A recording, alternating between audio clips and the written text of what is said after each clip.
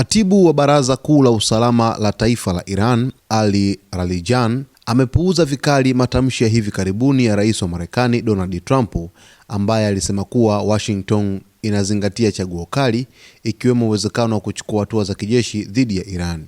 Kwa mujibu wa shirika la habari la serikali ya Iran, IRNA, Larijani alisema kuwa matamshi ya Trump hayapaswi kuchukuliwa kwa uzito, kwani amekuwa akitoa kauli kama hizo mara kwa mara bila kuzitekeleza.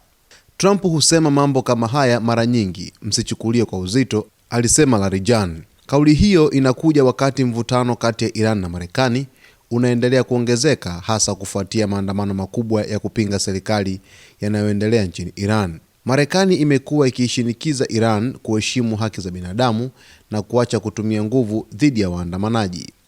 Rais Trump hivi karibuni alisema kuwa Marekani inazingatia chaguo kali sana dhidi ya Iran, akionyesha kuwa kuna uwezekano wa kuchukua hatua za kijeshi iwapo ukandamizaji wa waandamanaji utaendelea.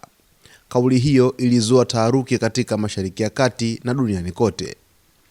Hata hivyo, Irani imejibu kwa msimamo mkali, ikisisitiza kuwa haitatetereka kwa vitisho vya Marekani. Larijani alisema kuwa taifa la Iran tayari limeonyesha msimamo wake dhidi ya Marekani na Israel. Taifa la Iran limeonyesha kuwa lina nia ya kuweka mambo sawa na Marekani na Israel, aliongeza.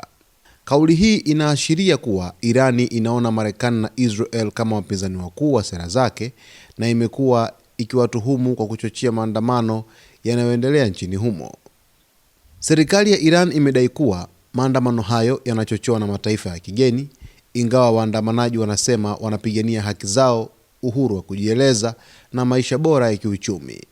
Wakati huo huo, jumuiya ya kimataifa imekuwa ikifuatilia kwa karibu hali ya Iran, huku baadhi ya nchi za Ulaya zikitishia kuongeza vikwazo dhidi ya Iran kutokana na kile wanachokiita ukandamizaji wa kikatili wa raia.